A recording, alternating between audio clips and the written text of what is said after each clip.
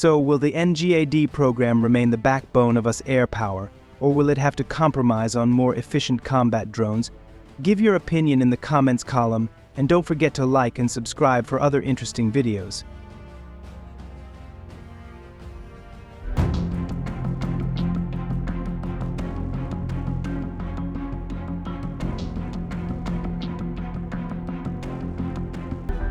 In this video, we will discuss one of the US Air Force's most ambitious and controversial main programs, namely Next Generation Air Dominance, or NGAD.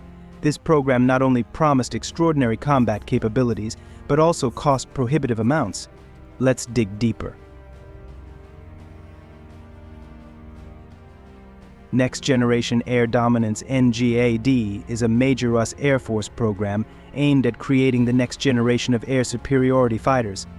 Similar to the F-22 Raptor of the 90s, the NGAD aims to provide the USAF with unmatched combat capabilities for decades to come, facing threats from Russia and China. However, NGAD is not only about advanced technology, but also about very high costs.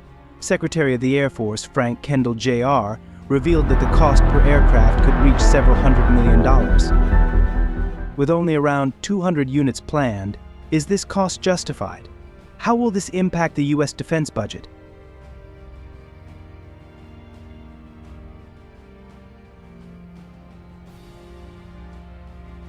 In recent weeks, NGAD has faced new challenges. The Chief of Staff of the US Air Force, General David Allvin, and SecOf, Franck Kendall Jr., stated that this program may have to compromise with the Air Force's urgent need for combat drones or loyal wingmen. Does this mean NGAD will be defeated by drones?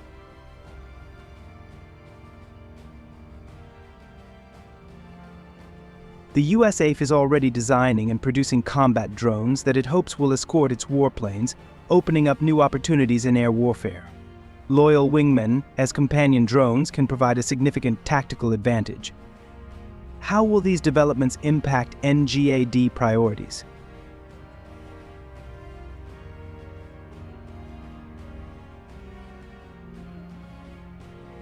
Currently, NGAD is still running according to plan, both budgetally and operationally.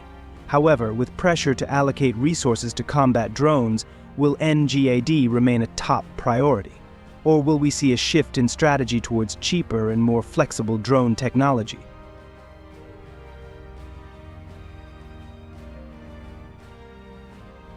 So, will the NGAD program remain the backbone of US air power, or will it have to compromise on more efficient combat drones? Give your opinion in the comments column, and don't forget to like and subscribe for other interesting videos.